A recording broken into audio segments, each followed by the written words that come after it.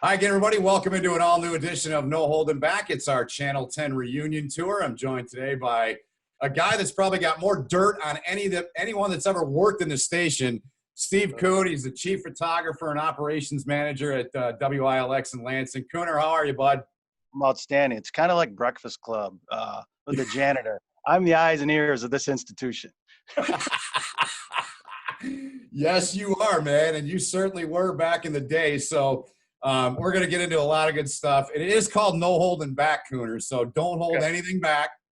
Let's get it all out there and share some good stories. So I told Steve, I said, I've got a surprise for you off the bat, and this is the surprise. All right, you have to make me put my glasses on. Hey, there's my cameo. Yeah, exactly. There's my hand. Yeah. So, whoops. So that's great.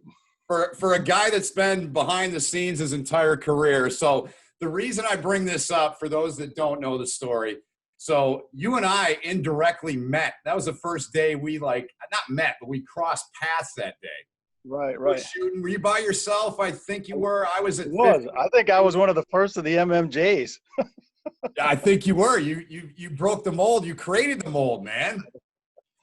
That's a funny story to think back on, because there were times later that you and all the things that you and I covered together, you had your footage from that game was unreal, and I used it in all the pieces. Remember when Barry, when he retired, I think you and I were going to camp that day, right? Yeah, I think so. Yeah, that sounds about right.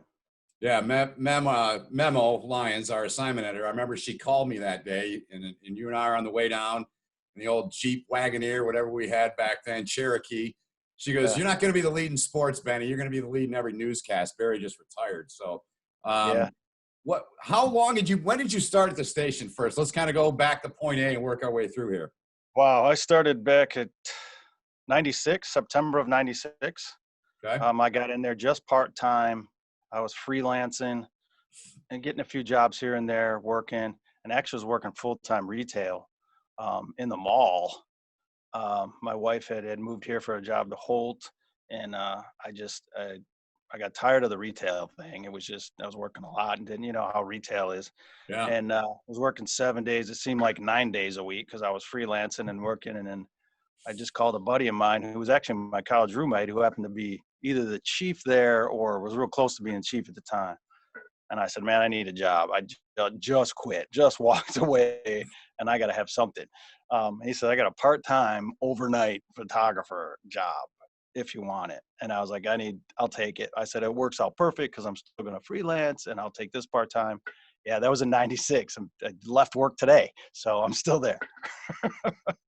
When did you you don't shoot? Do you go out and shoot anymore, or are you just doing kind of it's management? Kind of special project. I'm kind of Tim's photographer now, Tim Stout. So I kind of go out with him if he has something special, or David Andrews. I'll do some special projects. Still have a lot of gear in my office. I'll go out and shoot, but not on a day-to-day basis.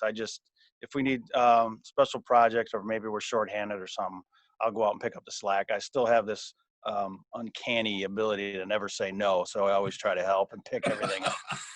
So I still shoot a little, but not nearly as much. Not hardly any at all. Not as much as I used to. You miss that? I do. I liked it. I really did. I mean, I tried to find a job where it didn't seem like work. Yeah. I figured when I left playing baseball, I figured there's got to be some way I can get into these events for free, and somebody will pay me to do it. So I originally went to school to be a chiropractor, and then I was going to be a chiropractor and started, I played baseball at junior college and did all this. I'm going to be a pro baseball player. I found out how hard that was. And then I randomly just had walked by one of the trucks at a U of M game, production truck. And I poked my head in there and said, you guys looking for day labor? You guys looking for anything? And a matter of fact, the producer said, you know what? We are. I need these 7 guys need more gear. Here's a credit card. Go down to Sears or wherever it was, get them Carhartt stuff. And I started running, and I just started getting batteries and cards. And it was Arthur Bodegan. I don't even know if he's still around or whatever, but he was a producer for ABC at the time. I think there were B and C games. They weren't the A games, but he gave me, he's one of the guys I remember to this day. And that was way back when. That was probably 90, 91, 92, I think. He said, after working with him a couple of times, says, you know what I like? You know what I like about you, Coon? You don't suck. And I thought, I can't be too bad. If I could not suck at enough places, I should be doing all right. So I just kind of remembered that, and he just kept calling. I just kept working weekends, ended up changing my major, ended up, maybe doing this and doing that. And it came easy. Didn't seem like work. And I kept getting better shots. And then, those guys were all in the union, and I kept freelancing. And then he got me some connections. I started calling. I started moving around. I started doing stuff. And pretty soon that camera just was attached to my shoulder. And that's the way it was for probably 10, 15 years after that. Yeah. And by the way, of all the people, this is like what a 54, 55th episode I've done of these. You have hands down, and I'm not surprised, the best looking shot. I It looks don't know. tremendous. I ran out of work and I came down to the basement. I'm doing a few Zooms down here, so I try, I'm surprised there's no clothes hanging up anywhere or something. It looks great. My son works out down here. I used to keep all my memorabilia. I think I told you earlier, all the lanyards and all the passes I got. I was going to put it in a bar down somewhere, but then you have kids, and then wife doesn't want you cluttering up the place. And then, so now, and I used to have in my office, but then my office started to look like this down here. So it was a happy medium. So it's kind of my baseball, my Ripken wall. I mean, Ripken did it the right way. So I've always loved his game. I loved his work ethic. So I have a whole Ripken wall that I try. And of course, there's some kids' books and a few things back there. And I, during the quarantine, tried to be Hetfield for a little bit. So I'm trying to learn the guitar. That's not going so well. You guys are pretty much twins, man. You always have been. It looks great, man. It looks awesome. I've had a lot of people on, and it looks better than anybody I've had on. So if I offended anybody, sorry, but it's just the truth. I got I think I got something of yours actually in my office. I was up doing some inventory on the lights, and we're trying to do something for the Sports Blitz show. I pull out this Louisville hockey stick that was up, and I don't know why. I said, this has got to be Holden's. It can't be. So yeah, it's sitting in my office. It's up over the top of the door. I got it displayed.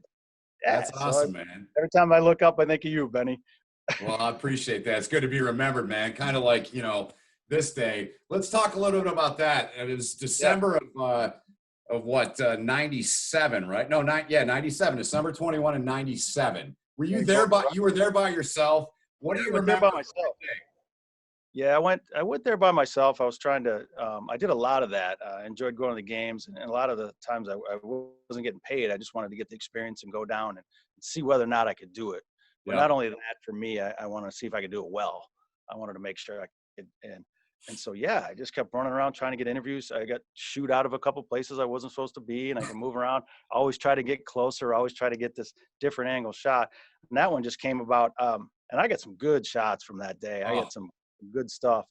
And I was just running around trying to get interviews. Everybody's got a reporter. And here I am. Like I said, I think I was the first MMJ, because there I am trying to get interviews myself. So as you see my hand, I think that's funny. That's my cameo shot of my hand with the NBC microphone up in there.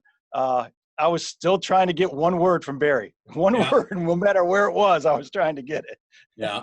Well, I think I don't think. I know at one point I was with Tim Baker. He was a photog at Channel 50 in Detroit when I was producing and did a little bit of reporting. And I walked in your shot a couple times, not through your shot, but like in the distance. And we discovered that once we started working together, man. And I remember you said, wait a minute, hold on. I think I got this. And the next day you brought him a tape of my shot of you running through the camera a couple times looking back. I'm like, I'm just doing my job, dude. Get out of the way. Yeah. That was nuts. That was a game with, you remember earlier, thinking back, Reggie Brown goes down, he gets hurt, he gets paralyzed. The place, you could hear a pin drop in there. Yeah, that day was really, it was a different day. It was a good day to be there. It really was, because all that went on, and the different crowd reactions, and even the player reactions, and I had so much stuff from that I can remember back thinking, it's horrible, like you said, that he went down, but I was here for the record. That was incredible, but this is pretty cool to do this. And it was a long day, probably a 14-hour day, but it felt like 10 minutes. And I thought, I'm going to keep doing this. I like this. Was that one of those big defining moments for you in the journey forward? I think so, because when you go to this, to a job like that, and I was actually making better money retail than I was for that. Yeah. But it gave me the opportunity to see, because my degree ended up being in telecom and film, actually from Eastern Michigan. Mm-hmm. And if I'm going to do this, I got to figure this out. This is what my degree is. And I guess I could, scrape up some money and go back to chiropractic school if I wanted to, which my mom tells me I'd probably have a pretty nice golf game and only work 3 days a week if I wanted to do. I'd have stuck with it, but And a hell of a lot more money in your bank account. yeah, that is definitely true. But that was one of the moments where there's been several others but I met a lot of people that day too, and I wanted to show everybody I'm willing to bust some tail. I'm willing to try to outwork those who got 2 or 3 people with them, and try to get the best I can. And I did that it was a weekend that I didn't get paid. I'd already worked 5 days, and I went out and just did it because I wanted to do it.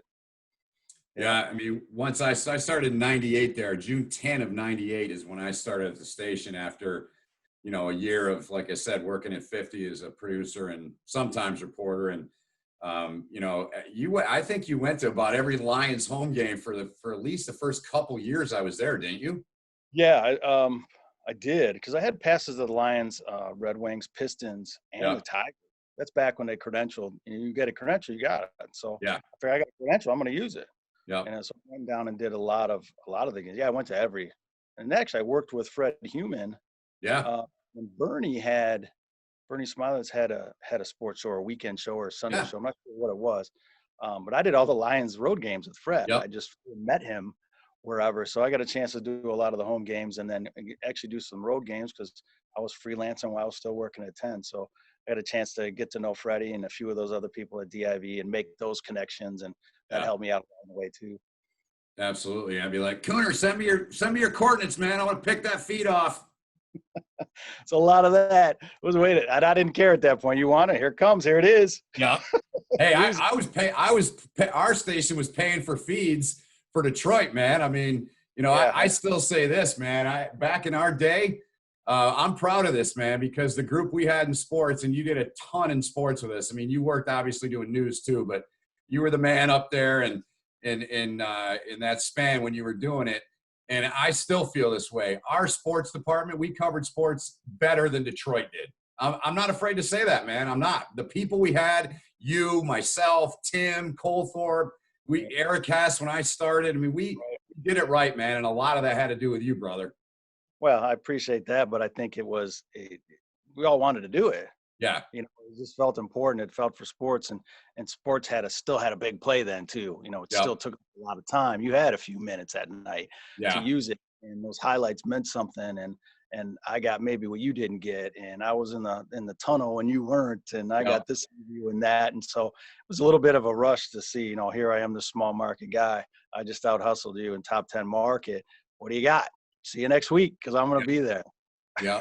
Yeah, exactly. Well, when I started going through those games, like I mentioned earlier, the day you and I were going to camp in '99 at the Dome, when we got the call that Barry, phoned it in and said I'm done, or faxed it in, I should say. And I started going through those. I mean, this guy, if you've never seen Steve's work, Cooner, I'm gonna rave about you forever, man. The guy can shoot as good as anyone I've ever worked with, man. That footage was unreal that you had. And all those stories that we turned for that day when Barry retired, and every game you shot, man, it was. I was a guy that I wanted to use your stuff. I didn't want all the bugs and, graphics and crap that's all over the screen now that we use that we use for a reason. But I wanted your stuff. I wanted it clean, man. And it was always a joy. You give me a tape, Benny, I got all this, I got this. And you made my life easy a lot of times, brother. Yeah. I appreciate the kind words, and I always like that you used it. Sometimes you shot all great stuff and they said, I got the overhead from the National, we'll just use that. And it wasn't, you just said, okay, just worked for a day for nothing. But I don't know. I'm just the behind the scenes guy. I just try to do a good job. So I appreciate that. That's what I said to you earlier. I was like, this feels like a Radiohead song. What the hell am I doing here? I don't belong here. All these big heavyweights you're bringing on, and you got this behind the scenes guy who stumbled across some good stuff. I don't know. I appreciate it though. Thank you. No, you're welcome, man. No, man. I mean, you're a huge part of all our success, man. Myself and all these people that I've had on so far, and we'll keep having Jeremy Ross and Baskerville and Nick LaFave, and I got to get David on and Andy and Tim. Can Tim do this? Could Tim pull off me sending him a link to do a Zoom? No, I'll have to help him out, but we'll get him. No, I don't know. He sent me a link. I don't. If I click, I don't know. Is Zoom? We're zooming. Can we zoom? We're gonna zoom at noon. Or no? I don't know. Who is this? Who? Wait, just call me on a phone. We'll do it that way. Is that easier? Do I need candidates? Do I got to bring anything? No, you want him on? I'll have to help him, but we'll get him on. I do want him on. I need to get him on. And so anyway, I digress. So I'm going to continue on the sports theme. We're going to get into a lot of different stuff here. But so where I'm going next here is basketball. And we were around for the start of the run that Tom Izzo's program has been on. Yeah. You were at the first tournament they got to with Izzo. Correct me if I'm wrong, but it was in '98. Didn't they play Eastern in that regional? Boy, I don't know if they did in '98. I don't think they did. I don't know if it was Eastern, but that was a good run because you really wanted it for Antonio. I mean, one of the first Flintstones. I mean, that was the thing that stuck with me was, boy, that was. And they had the team to win it too. They could have won it that year. Mm-hmm. And that was a good run. Yeah, and I'd been to one Final Four before that, freelancing, and then I got to all those after with the team. So, boy, there's nothing like a Final Four. I mean, I've been to a lot of Super Bowls and NBA Finals and World Series and worked them all, but the Final Four, one and done, and those kids are playing their hearts. I mean, the hair stands up in the back of your neck when they come running out and you're sitting right there. That's incredible. I mean, that's just a feeling that there's nothing like a Final Four. And so going to that one, I was like, yeah, this is okay. This is good. But then the ones after that, every one of them, I was like, they just don't get here. People don't realize what kind of incredible run that's on. I mean, Izzo, it's at the beginning of the season, it's like it's on the schedule, the Final Four. That's what everybody thinks. And it's so hard to get there. And it's like, I just like that passion of sports, and you can't get it like you can in a Final Four. Unbelievable. So which Final Four did you go to? The one in the year before? When was it Arizona the year before? Yeah, I was just working. Just took some time off and did the first round. I worked for CBS and then did the Final Four. Just grunt work, pulling cables, being there, just trying to figure some stuff out. Get my legs wet. That's back when you could get. I would always try. You couldn't really get on the floor because it was a CBS thing. You couldn't shoot on the floor you didn't work for CBS.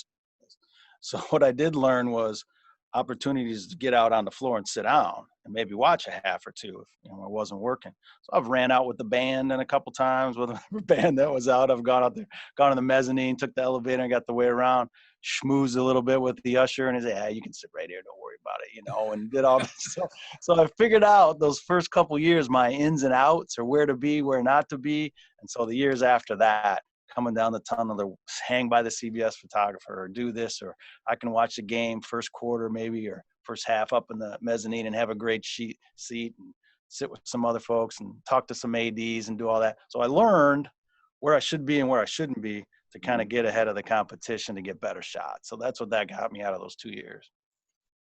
Yeah.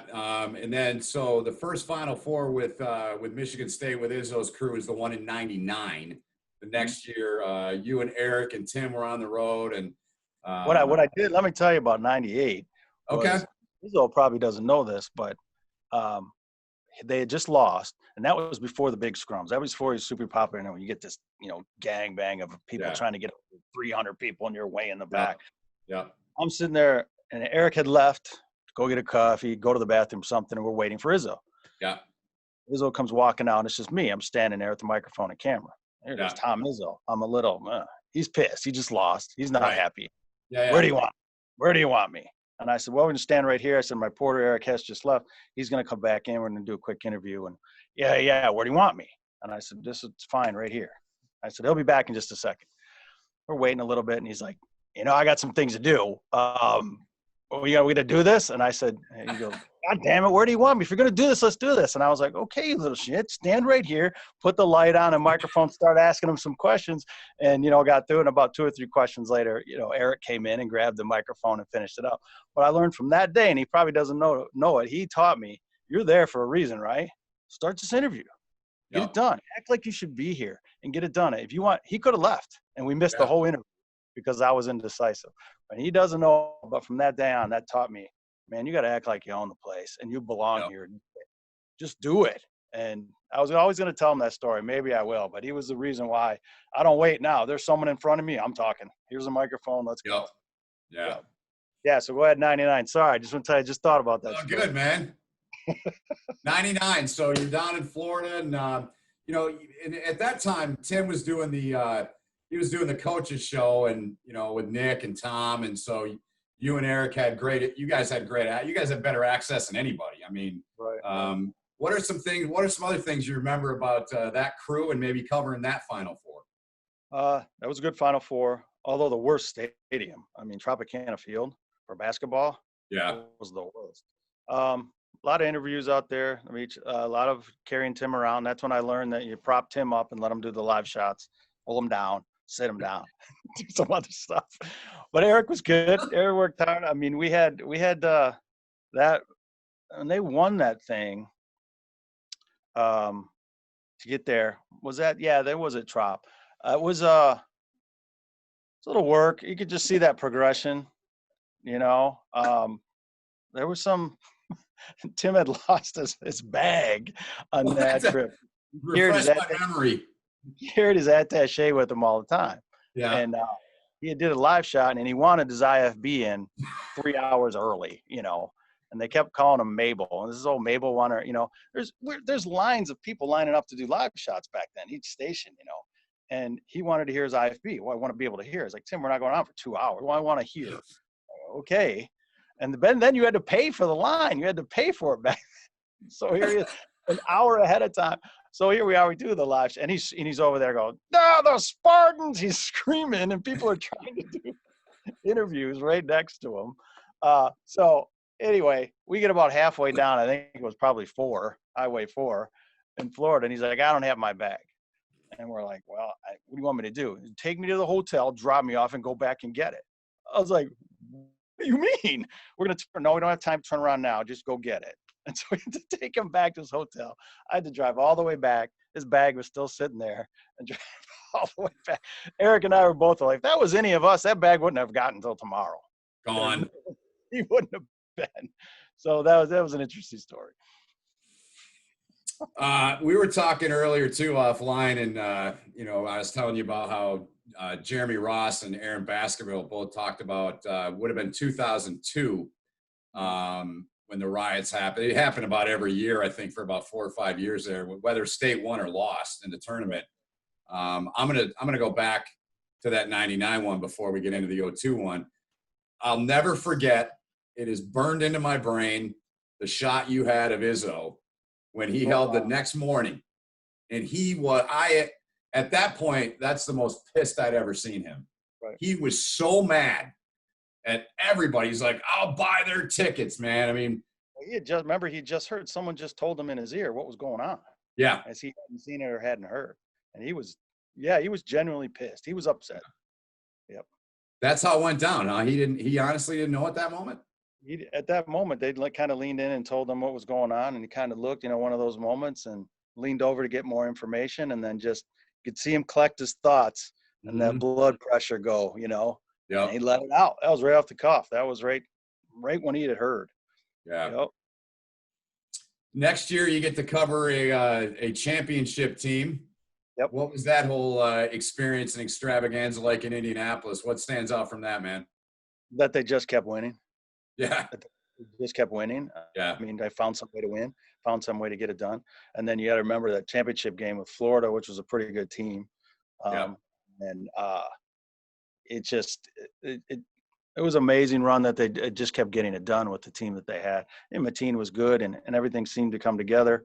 I remember after everything was done, and Mateen really wanted that. Here it was, probably 1:30, 2 o'clock in the morning. I'm again kind of walking around, seeing what else I can get of the aftermath or interview some fans that were still lingering around.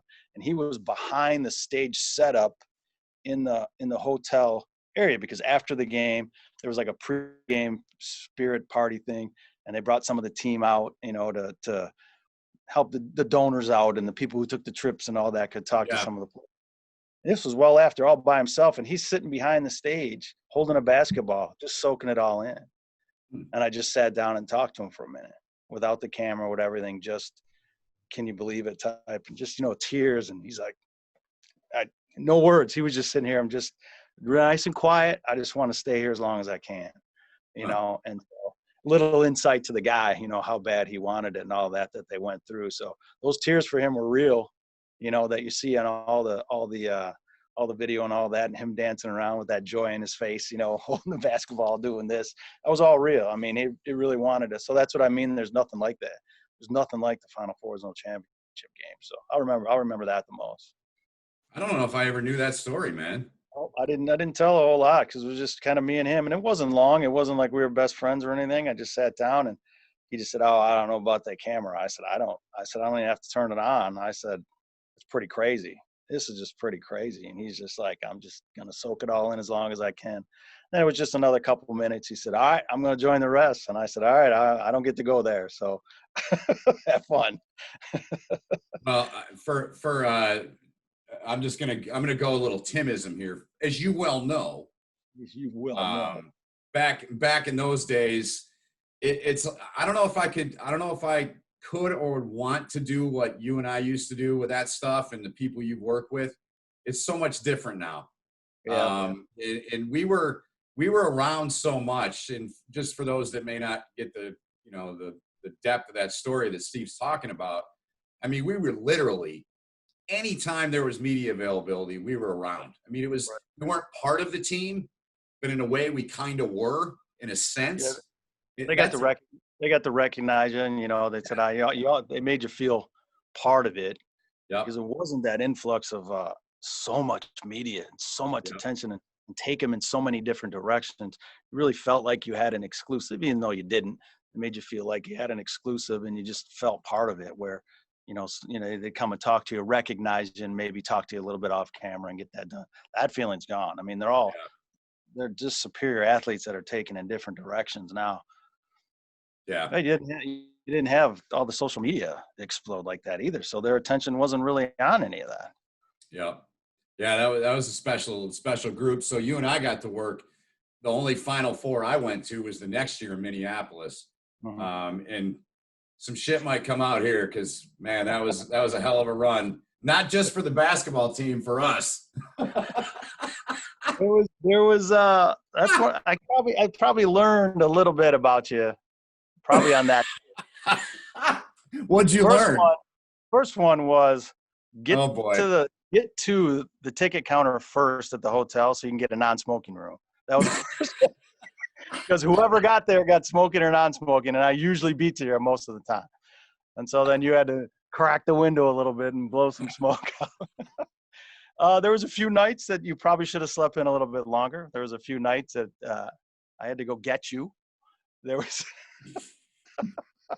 I use the expression to this day. Yep, I had to pour them into a couple cabs too. That was good. But all the stuff that happens on the road, like I said, sometimes the camera guy is a seedy underbelly of the world and gets to see. But hey, it was my job to make sure you were where you're supposed to be and you looked good, and you were where you're supposed to be. A couple of days you didn't look that good, but you were. I understand. I'm okay with all that now. I mean, I get it. I said to you offline, I'm like, there were days I can't believe they even put me on, and it was a different time. I mean, I don't know if that was the time when you came in.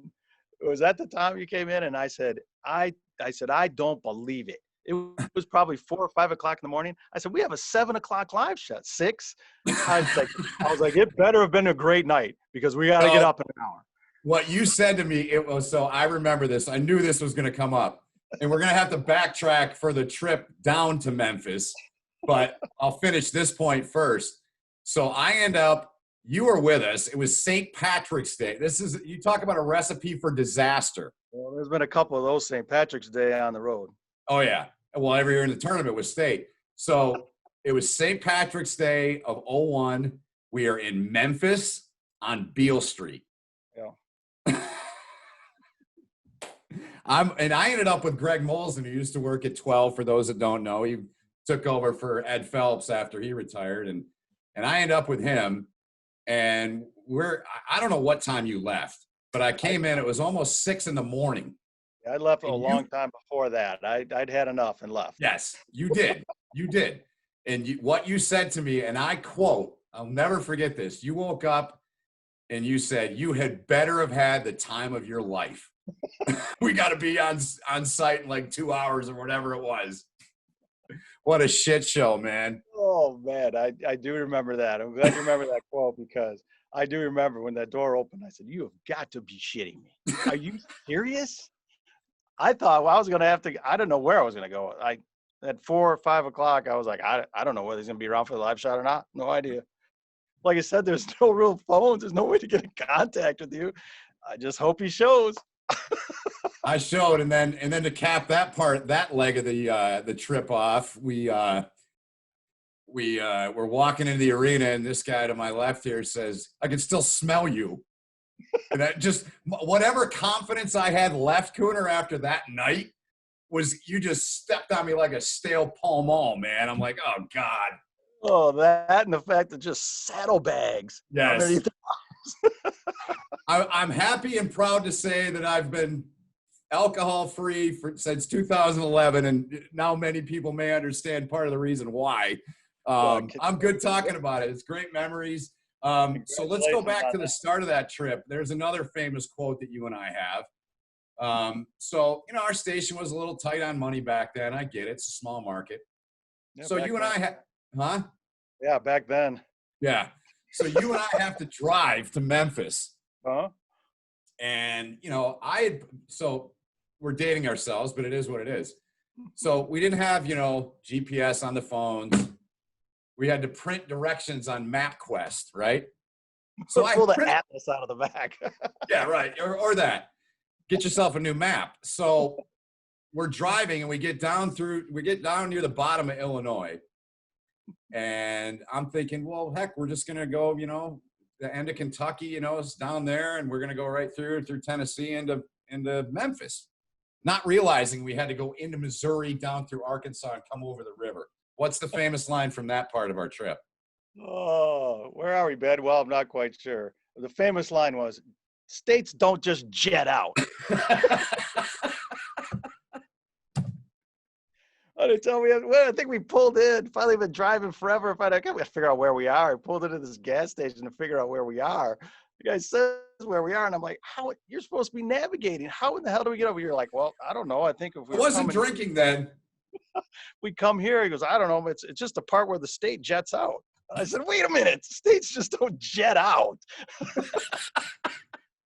Honestly, dude, that's from what I can remember. You might have been pissed at me for other things along the way, but I had never seen you that upset with me ever. Well, there was a quiet hour after that. I believe it was real quiet. I'm like, well, yeah, we're going over the Mississippi, man. We'll be in Kentucky. Welcome to Missouri. You looked at me and you're like, we're stopping at the next place I find, and you are finding out where we are. I go up. I'm like, yeah, man, we're going to Memphis. Oh, yeah, you're on the right road. I'm like, just in the wrong state. So something happened. What would have happened when we got to Atlanta? So we go to Memphis. They win the 2 games there. And then our regional was in Atlanta. Didn't something happen with the camera or something? Like everything you shot that day was blue or something? Yeah, it was. I've made some mistakes along the way. I wasn't pointing that at you, brother. I think it was a malfunction with the camera. Well, we had the camera wasn't even actually working. I don't know if it was blue. I think the whole picture card was gone, and everything we had there was that audio, but it looked. Some was purple, some was red, some was blue. I mean, it wasn't a blue where I didn't white balance. It was like a royal, like Kansas City royal blue. Something that was just unbelievable. And it's one of those looks. It's like, well, how's it look? And I'm like, I don't know, Benny. I want to take a look at this.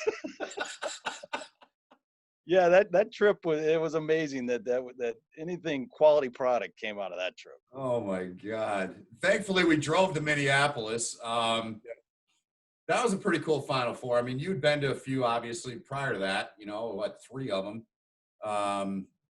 Any strong memories of that? Being in Minneapolis? Was that the Mall of America trip? Oh yeah, that's right. It was. Well, we got Tim with the hockey sticks. Victoria's Secret. Yep. So that sticks out from there. Our trip to the Mall of America and the package that came out of that, which I've looked at that because I had to pull a lot of this video for Stout's anniversary thing. It's 50 years, and I Yeah. found that and as funny as it was, and the quality product we thought it wasn't. It's a horrible package. This, it was like 4 minutes of just us trying to do like a comedy hour. It was ridiculous. I mean, now that I look back at it, it was horrible TV. I don't even know how that was acceptable. But it would seem like a good piece at the time. Oh my God, There's Tim at something the end. you shouldn't let Tim go, and then you laughing as his sidekick for like 4.5 minutes, edited together. When I edited, I thought, "Oh, it's a great piece." Upon looking at it, I don't know.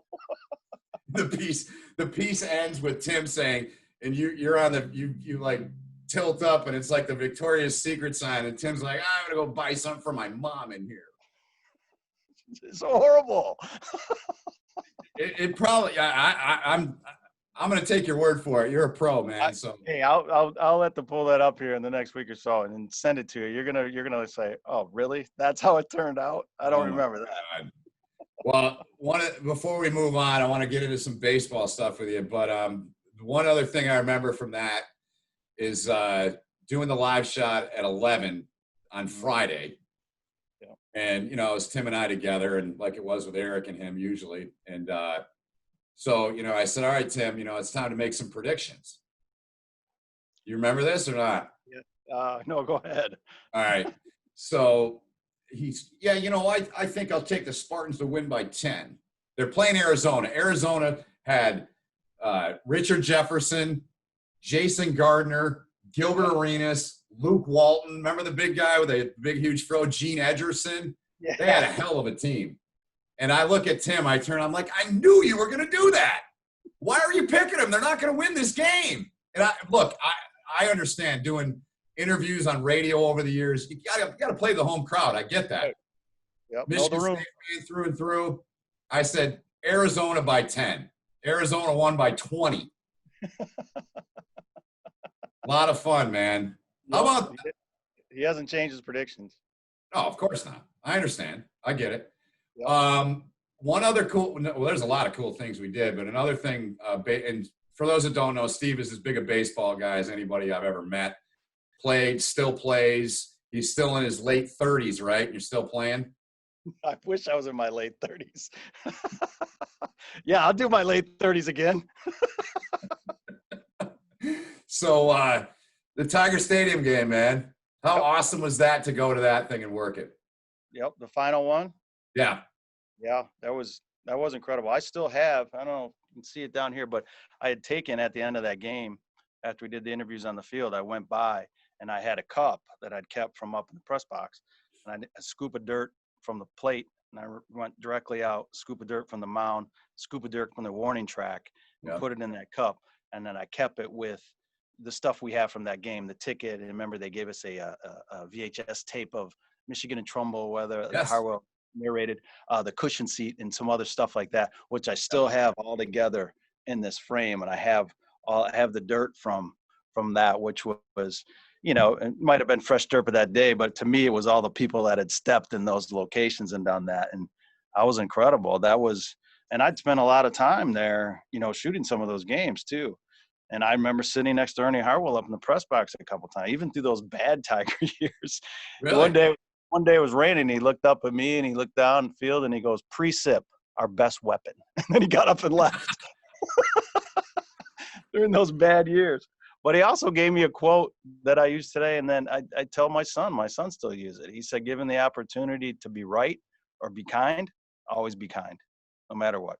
And I've told my son that, and I live by that. I just be a kind guy, man. Even though you're right and you know that person probably shouldn't be where they are and they're wrong, just be kind. He told me that too. So all those memories came back, and to see all that at that game, and I still have that dirt from that. So yeah, that was special to go to that and see it, and because I'd been there, as a young lad. I was there for the World Series in '84. I had a obstructed view seat from behind one of the beams. I don't know if you remember those seats. Oh yeah, I remember. Yeah. I watched the '84 game. Geez, I don't know what game it was. Maybe 4 from obstructed view. because I couldn't see second base. the World Series like this, trying to figure it out. But yeah, so it was cool. You remember who we were sitting next to once we got up to the very top of the coolest thing about that seat was, so when Fick hit the grand slam, it was right down the right field line, man. And we were right up there. You remember who we were sitting next to? Oh, I don't. Who was it? Tom Wopat from the Dukes of Oh, Hazzard. yeah, that's right. That's right. Why was he there? Yeah, dude. I do remember saying, why is he here? Yeah, we both did. Finally, I'm like, why are you here? He's like, I'm just a baseball fan. That's right. Yeah. That's right. I don't know. How'd you remember that? Just, hey, that's what I do, man. I remember things somehow. I mean, you know, now that I finally put the plug in the jug back in the days 20 years ago, I can remember shit now. No, I just do, man. I mean, I'm not like you, man. I mean, the sports, I mean, you said it, man. You've covered Super Bowls and I mean, just those things are like the thing with Ernie, man. That's so incredible, man, that stuck with you. That's how you are, man. You're always kind. You're always thoughtful. You always cared about people. And it was a big part of why we had the group that we had there, Cooner, all those years ago, man. Yeah, once again, I appreciate that. But those little things in the situation and the places I was, and really bragged about it, that this was that and this was that. It was just, I've taken those little things and it just kind of helped me at each step and each where I went and how I wanted to treat people and how I tell my kids to treat people. And it came from some of those guys who just said 2 or 3 things, but it was so wise, and all those things stuck with me. It's amazing the impact that sports has on us, man. And that's cool to hear, man. I mean, I met Ernie when I was 10 years old. My grandpa was roommates with Paul Carey, and he walked me out on that catwalk going to the press box. And that was the first time that it bit me. Not that I wanted to be a baseball guy, just I'm like, this is the coolest thing in the world, man. So I totally get it, man. I totally get it. And really, you know, I don't mean to like blanket it, and I'm not blanketing it, but people like you, and I'm going to say myself, I'll pat myself on the back. We're rare because there's so many people that we've seen in our business that don't get those kind of things. They just, Yep. You agree? Yeah, I agree. I agree completely. I mean, I just think it's that old adage. I mean, you do a good day's work, you keep your head down, keep your mouth shut, good things will happen. You'll be in the right place at the right time. You'll meet the right people that get to where you are. I mean, I've stayed in one spot and people ask me, why have you stayed there forever? I've had opportunities to go other places and do other things. They've treated me well. They've gave me the freedom to do what I wanted to do. It was a good place to work. I never really hated my job. There was days, of course, like any other job, you're like, oh, I've had enough. But it allowed me to do the things I wanted to do. They never questioned why, you know, I went there or how I should do this. And I was lucky to work with good people, lucky to work with good bosses. And I never really had to brown nose or suck up. I just, like I said, those people, we did our jobs. Yep. We did our jobs well. And those who wanted to be rewarded handsomely left and went and do good things. I never begrudge that. I'm glad that, boy, I love seeing the success and say, man, like Dan Ponce, he goes from Lansing to Chicago, Ross and Baskerville and countless amount of other people that have just gone on to tremendous success and will continue to go on. I love seeing that. Oh, you're just there in Little Lansing? No, I'm okay with that.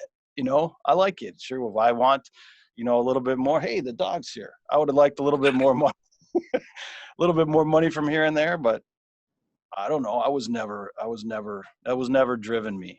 The money was never, my stepfather told me, don't ever take a job for the money or quit a job for the money. So it's kind of been my back, and it's taken me to a lot of places. I've gone to a lot of places and done a lot of things and seen a lot of people. Been on an aircraft carrier for a basketball game. Who would have thought that? I've worked a Super Bowl with my favorite team, the Pittsburgh Steelers. I've been to World Series. Like I said, NBA Finals. I'm a big boxing fan, and I've never got a chance to do a heavyweight fight. But all the good heavyweights are gone, you know. So those brought me to the place I got to do what I wanted to do. You know, so why did I need to go to a top 10 market to try to figure that out? Or it would have been great, but I did what I wanted to do and hopefully did it well. So that's what I can consider pretty lucky on my part. So yeah, thanks again for the kind words, but you're right. When you work with good people, that rubs off on you. Yeah. And I dragged you to some playoff hockey games too, at Joe Louis too. Yeah, what helped my brother was like we're crowd control down there, so I got to see a lot of Right. games. Right. That's right. Your brother Craig, and we had a lot Yeah. of fun. I still remember the Vancouver series. So the Wings, when the Wings won the cup in '02, you and I were there. They lost. This is a moment I thought I was going to literally get smoked and knocked out by Brendan Shanahan. I don't know. You may or may not remember this. So the Canucks went up 2-0 in the series. So the Wings Yeah. are down in 2-0 hole. They lose both at home. You know, they got all those. They got 10, 11 Hall of Fame, Robitaille, Hall, Shanahan, Chelios, all those guys. So we're waiting for, you know, the media scrum with Shanahan, and you and I get in there, and, you know, I look at Shanahan. I'm like here with the microphone, and his face is like right here. I'm right in his face. And I said, "You feel you guys got out work tonight?" And he turns and looks at me, and he's just scowling at me. And I'm like, "Oh, shit. He's going to Keep kill rolling. me." Keep rolling. Keep rolling. You know, man. And I just waited it out, and he gave me an unbelievable soundbite, and it was in every newspaper the next day, man. It's how about all the Michigan State games? Remember, I know you remember covering those. Yep. What stands out from all those games besides Michigan getting their tails kicked in the span that you and I were together? Oh, football and basketball you're talking about, Yeah. or mainly Yeah, football? both. Yeah, I think I was there with some bad teams and there were some good teams, you know. yeah. And I think you're talking about John L. and Oh, Bobby, some of those coaches, and yeah. even Lloyd Carr. You got questions, shoot them. Yes, classic. I'm glad you went there. You know, so even Bobby Knight too. Some of those, I remember some of those coaches. I just think of the coaches when I think of those games. You know, the players are great and did some lot of great games, but the coaches in the post games and stuff ended up being, some of them ended up being pretty hilarious. But yeah, I remember the coaches more. The games were great, but you're down on the field shooting. I'm looking through one eye. I'm trying not to screw up, and sometimes I don't even know what the score is. I'm just trying to get everything. And so did you see that play? Like, nah, a couple hours later, I'll go look at it, but I don't you know, so I'm just trying to focus on doing what I do. But yeah, it was, once again, I was in the right place at the right time. I mean, I don't know if you remember Elway, he gets spun around in the Super Bowl. Oh, yeah. I'm right in that corner on the field shooting that, and I got a great shot of him, low-level shot of him getting spun around. I'm right in that corner, and I'm like, I'm just blessed with being in the right time, right place. So those shots and those memories are what I get from that. But Michigan State games, some of them are just incredible. Some of the stuff that you go back and look at, like, I can't believe I was part of that. I mean, Jason was part of that stuff too. If it wasn't there, he was right down at the bottom too. Colthorpe getting some great stuff. So the good years and the bad years. I think more good years, you know, that I shot than bad years. Yeah. Well, your Lloyd impression, that was the Clockgate game. Yep. And you and I were together. Mm-hmm. And Jason was at that other end. Jason had the touchdown when Duckett caught it. I mean, it was right in his lens, man. Yeah. And we convened after Brian Otney, God rest his soul, passed away, when I think we were both still working there. Yeah. And I remember him, we took that ball. You and I were getting him. Oh, he took it, ran it down the ref and throat, man. And so we all convened in the tunnel briefly. And you're like, I'll go get Michigan, Jake. And that was the famous, you got questions, shoot them. I'm not going to be here long. You feel cheated, Lloyd? They deserve better. That's what you said to me. I go, Cooner, what'd you get? We all come out, and you're like, all he kept saying is they deserve better. You're like, he had to say more than that. I'm like, no, he didn't. Literally, that's all he said. Yeah, 5 times. Literally, over and over. So I never got to meet Bob Knight. I always wanted to get cursed out by him, man, when I was a reporter. Well, what do you remember from him? Well, the one time I remember they had lost and State had beat him, and he was his normal grumpy self. Yeah. And back then they just had the big lights that shine down on the podium or stage that they put them. It's not like it is now. And he came in and he wanted the lights off. The lights are too damn bright. Turn the lights off. I'm not doing the interview. So he turned the lights off. Well, now we can't see anything. You can barely see him up on the stage. All the lights are off. So he says, I'm going to do this interview. I don't want these hot lights. I'm not going to do anything. So I'm reaching real slow up on my camera. And he just starts to talk. And I go, click. I want to get some light on him. I'm way back here. He's not going to see me. I told the goddamn, puts the microphone and left. And all of a sudden now I'm the asshole because I just made Bobby Knight leave. But I was like, come on, no one could see him. So I was going to be the one that's going to have to try to turn the light on. Okay. I drew the short straw. Yep. He left, but the good thing was he was friends with Tim. Yeah. So we got a lot of access with him. He always gave Tim, because he felt Tim earned it. So we always got some good access with him. Yeah. How about we've referenced a lot of people we work with, Colthorpe and Baskerville and Ross, and there's a lot of other people on the news side. What are some things that when you were out in the mix and in the soup, as I like to call it, that that are front and center with you in your memory still today? Get some pics with the perp. Memo always wanted pics with the perp. So, and Memo, which you guys talked about. I mean, the Lord sent people on earth to take care of people. She's one of them. I raised my Timmies to that. She's up there and one of the best. I learned a lot from her. Such a kind person who loved hard work and loved her job and getting it done and wanted to do well. That's why she mixed so well with us. I think because we all had that same goal, is we're going to bust our butt for quality product. And so remember her. Those people that you mentioned were all great. And a lot of photographers that came through there are award-winning photographers that are doing great things and shooting great stuff. I mean, that came through. Even some of them, like you mentioned, Manders, who had spiked hair and earrings and everything. It's award-winning photographer, and these guys did great stuff. It was not only was, I got to be kind of the chief photographer, but just to watch them take stuff and grow and go to this market and win awards. I still see, as much as they got in trouble at Channel 10 and Kevin Reagan used to yell at them and doing all that stuff. Sports guys. It was there's a lot of good quality people that came through. People still do. There's not journalists like that anymore. I think either they wisened up or they're in bigger markets or they decided I'm, going to PR or be a lawyer or something that, that they get that challenge from. But the good ones that started there, it's a great market. We've always been a learning hospital. You had a chance to be an A+ student or a D student. That was completely up to you. Channel 10 gave you that freedom. You could do the best job you can to build that resume and move on, or you could just mail it in. It was completely up to you. You have the freedom. And back the days that we were all there, we never mailed it in. No. Never mailed it in. Yeah. So that's what I remember most about the people. I mean, the funny part with Lori Dugavito and, like I say, Liam Martin and guys who went to bigger markets and did, outstanding stuff. It proves that they were, they got a chance to cut their craft there in a good market with good people. And it shows. They're doing outstanding things. I love seeing them when I'm on the road and turn on TV and go, oh my God, I remember that guy, and all the stuff he did. So the people were great. Yeah. I'll throw in another photojournalist, I believe is the appropriate term now. We used to say, I need a shooter, mem.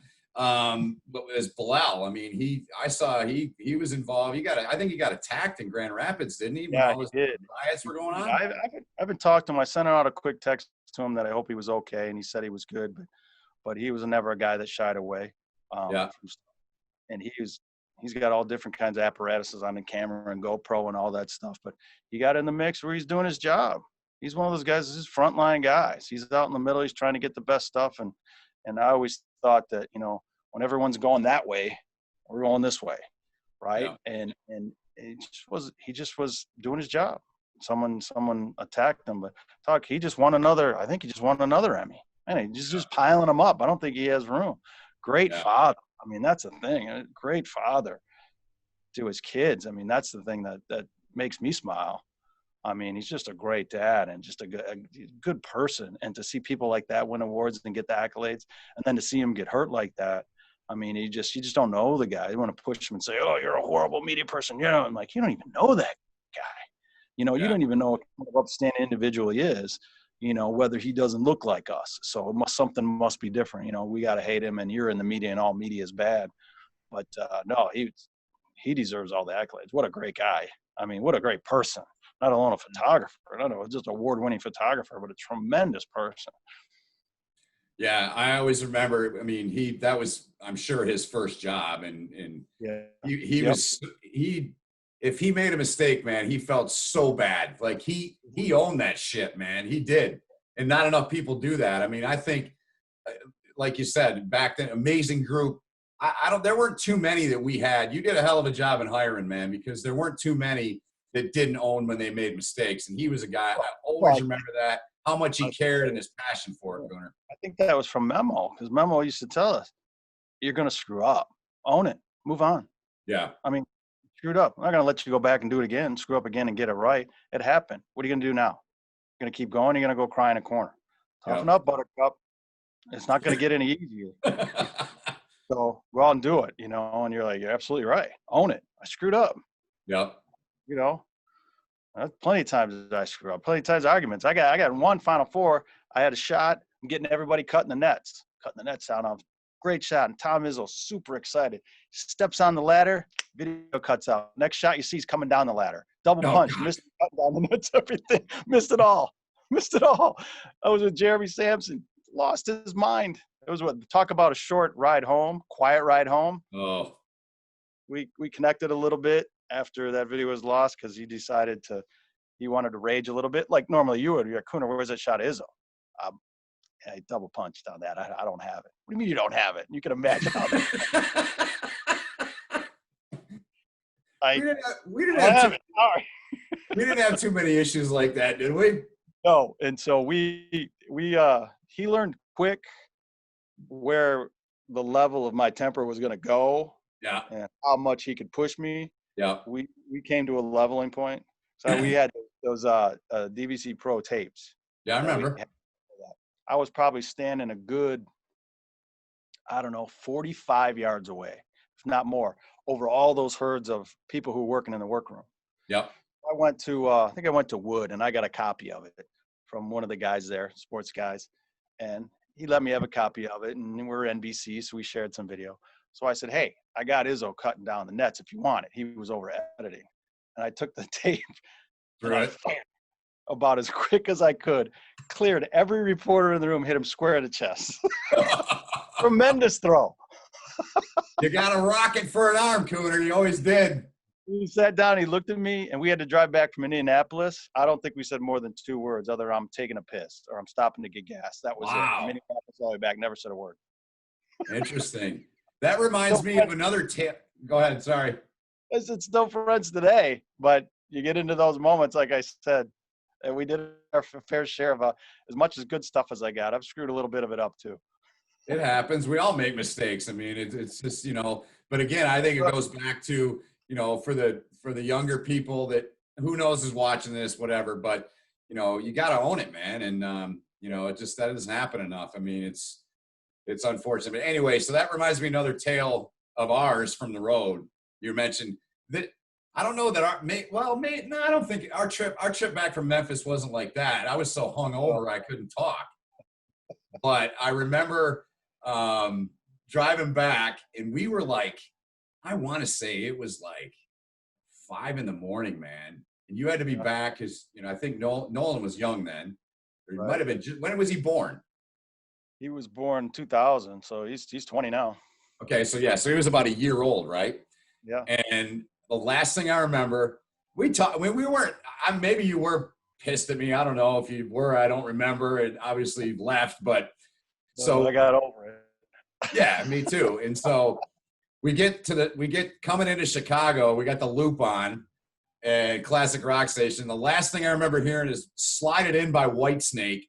And it felt like 20 minutes. You get up, man, get up. We're back. You got us back from Chicago in like 3 hours because you had to be home to watch your boy. Remember that? Yep. I didn't stop from my duties. My wife was going to work, and I had to be back. And so once I saw you go like this, the football went down. And I made it back. I don't even think I unpacked. I think I just kind of kicked you out. Get out of go to your car. I got to get out of here, and just drove straight home. Oh, my goodness, man. It didn't matter. I had the radio on full blast. I was trying to stay awake, full blast. I had to be back by 7. I think that was about 5, and I made it. You did. To your credit, you made it, man. I think I slept about an hour and a half that night. So, the crazy things we do. So you told me before we started you had a few things written down. Have you dove into those yet or not? I just talked to you about 30 minutes before you called, and there was a few things. I think we got in got into most of them. I just didn't want to forget any of the good stories, and you reminded me of a few more. It's just some of the places. I just didn't want to forget some of the places and some of the things that I enjoyed working with you on and having that time. And I just wanted to make sure I got them in there. But yeah, we hit on them all. I mean, I had just had the pleasure of working with good people, and I wanted that to be known, and we had a good time. We have a good, I mean, still, you know your friends and you know the people in the business that you don't talk to for 10, 15 years, and you sit down and it's like you've been corresponding every day. You just get caught up. And even when we were at Colthorpe's wedding, it was tremendous to get caught up, talk and to see some of those folks, and you just smile because you're like, man, it was so good to have those people on my side. It was, man. That was a great time. I got one more thing for you. Hang on. I got to get up here. This is on my wall of fame here, as you can see. This is you're going to instantly know, because I believe we're the only, you and I, and we got to throw Dane into the mix. Oh boy. Where I'm going? Yep. Uh-huh. So I have a request in for Izzo to do one of these. I don't know if he'll probably, what the hell's Holden want? I don't want to talk to that guy. That's what he always said, right? Right.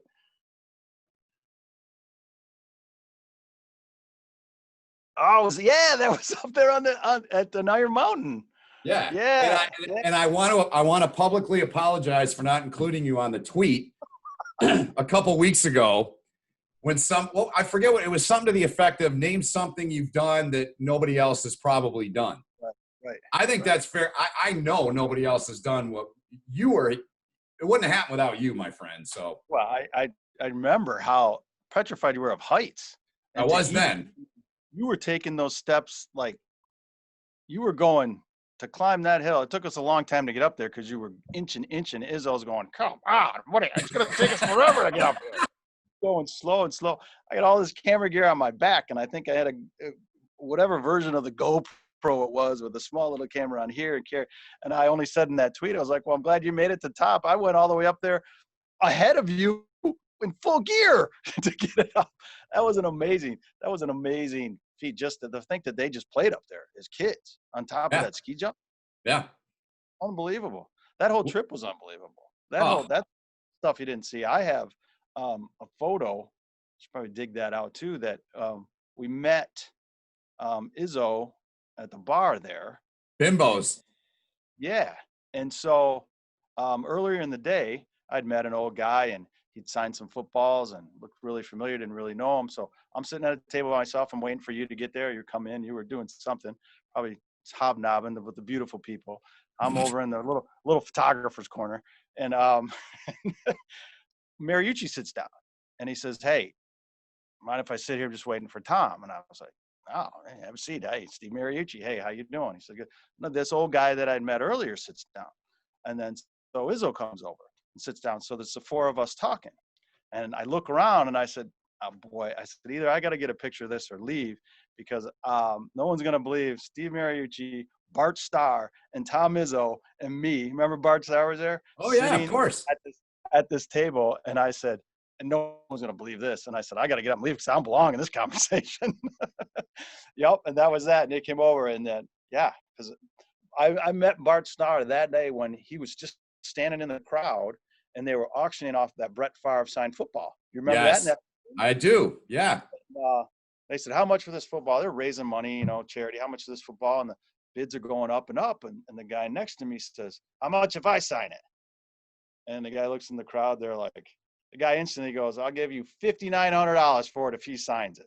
Opens it up, signs it, Bart Starr. So there was a football that had Brett Favre and Bart Starr signed right there, and watch the guy sign it. And I thought, this is a situation where not many people get to see all at that charity event. And a few hours later, I'm sitting at the table with them. Just stupid luck. Stupid luck. You're in the right place again, man. Yeah, just at the right place. So that was just that incredible.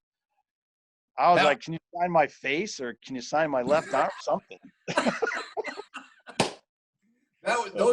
Those two trips, man, that was, and all the stuff we did, man, and we've talked about a ton of it. I mean, we'd take 5 hours to talk through all of it, and we're not going to do that. It's just too much. But those 2 years, Cooner, that was that might have been the most fun I've had going and doing stuff. I mean, seriously, that was unbelievable to go up there. I mean, Izzo, literally, it was like we were family, man. Right? Right.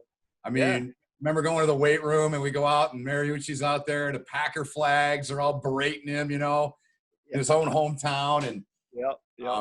the ski jump, we went. So they had so many people up there for the outing they used to do, and I mean it's a shame they don't do it anymore, but they did it for I want to say 4 or 5 years. They had so many people they had to have they had the other group at the Iron Mountain Country Club where we went. Yep. So I'm in a golf shirt, dress pants, probably khakis, and dress shoes, and I'm trying to climb this jump that I showed, and you shoot it, and so he did berate the hell out of me. But remember, I came back and I ran the piece of me chickening out. Yeah. So the next year, I love this part. So the next year I go out and we went up the year before they always had the outing the week before the NBA draft. Yeah. And obviously Tom had guys getting drafted every year then, still does. And so I remember going, I don't know if you were with me or not. I think I was by myself. And I went out. Is Lori Lori was her name, right? His secretary, Lori? Yeah, I believe you're right. Yeah. Yep. So I go in unannounced, back then, again, like we touched on earlier, you could do that stuff, 15, 20 years ago. It's like, oh yeah, go ahead, Ben, go back and see him. Knock on his door. The hell do you want, Holden? I go, was wondering if Steve and I could go back up to Iron Mountain with you. And he looks up, he's got his glass. He goes, what the hell do you want to do? He goes, you freaking talk to everyone. You interviewed my grandparents, for God's sakes, right? We did some great work, man. And I said, I want to climb a ski jump. Ah, Christ. And we went back the second year and did it right. Yep. And you climbed up first. Dane was on the bottom. We did it, and we all signed the thing. It was awesome. Incredible. Yep. Good story. That was a good time. That was a great time, man. That was awesome. Anything we missed, my friend? No, I don't think so, man. I appreciate it. I appreciate the time. Like I said, I'm just the guy behind the camera that got lucky enough to hang out with you good people. That's the way I view it. Well, you're very humble, Cooner. You always were, man. And I got it. Before I let you go, let's talk a little bit about the baseball thing. Is this thing going to work, in your opinion, for Major League Baseball? Boy, I don't know. Well, it's going to happen in some form or another, with more and more of the people dropping out, some of the prominent players dropping out, and what's it going to be if the quarantine, if more get it during. Definitely going to have an asterisk by it for the season. What you can hold on it or not. 60 game. I'm a little bit of a purist. I don't like a lot of the rule changes. I don't like a little bit. But I don't like it that so much. But to me, it'll be watered down a little bit.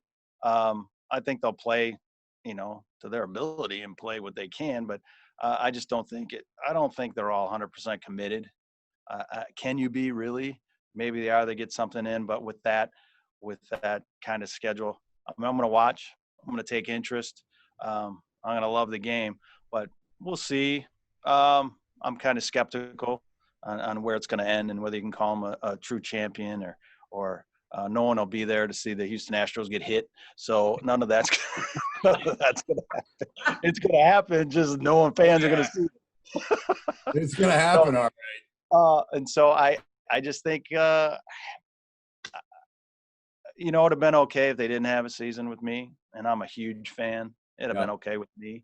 I think we have to do what's right. I think we got to mask up. I think we got to get this thing squared away. We don't need any more problems that we have. Sure, it would have been a hit. People do need sports. It's a release. People are going to miss football. People are going to miss, is the NBA even going to work out in this current situation in the bubble? Saw today Zion left, for family reasons. So, but for baseball, I think more and more are going to drop off. I'm a huge fantasy geek too for baseball. We're not going to have a season. It's just not. The stats aren't going to be there. A lot of them, I think, will play it out. But for a 60-game season, I mean, some of these teams, some of the greatest comebacks in history were well after that. Some of the races were well after that. Some of the things got done well after. You don't have a chance for a rookie to explode in the second half of the season. You don't have a chance for worst to first type stuff. Those things that really passionate to me about the game, about how you get through all this and those great stories. I don't think you're going to have. what I think you're going to have is someone's going to be ahead in the beginning, they're going to be ahead at the end, and we'll get a champ out of that. If you get excited, get excited. You know, I'll watch it, I'll go through all that, but I'm really going to miss that really Cinderella story, or that upcoming rookie, or the old guy is still hanging on that gets 50 saves or something. You know, I'm not going to have that. So is it glamorous? Is it romantic? Probably not, but it's baseball. I get baseball back in some form, so I'll take it. That's how I feel. Great perspective, man. You're in your late 30s, and you're coaching.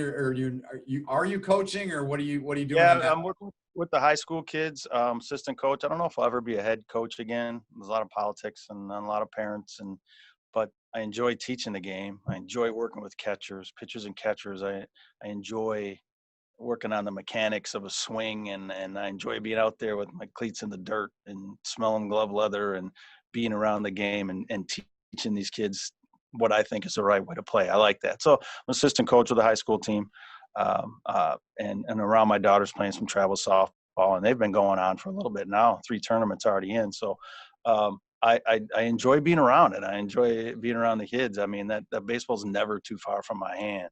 So I'm always going to love the game, and I love the people that tolerate me loving the game, like my family, who it's taken me away from so much, you know, and that, geez, it's okay to go home once in a while, you know.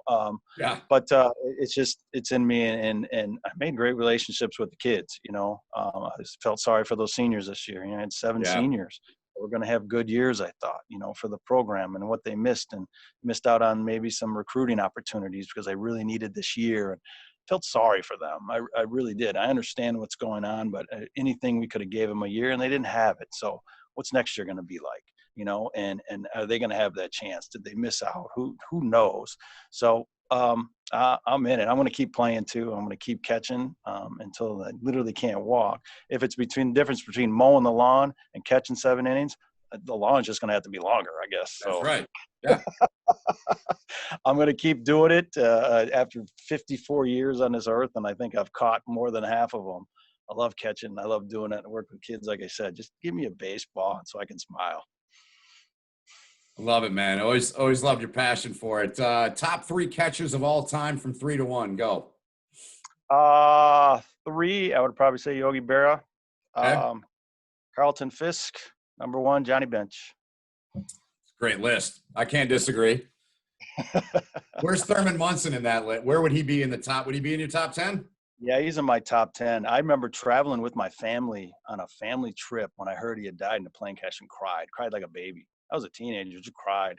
Thurman Munson, I love watching. He gritty, gutty, blue collar, didn't take, you know, and I went to one of the, geez, we could talk for hours, but I went to one of the. Maybe we'll do a baseball podcast when the season starts. How's that?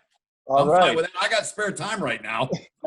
It was a Michigan State first pitch dinner, and Frank Tanana, and he said he went in and was amazed. Thurman Munson was there. He was in an all-star game. He was Thurman Munson, and he was like, "Oh man, I've loved Thurman Munson here." And Frank Tanana, and I'm in awe.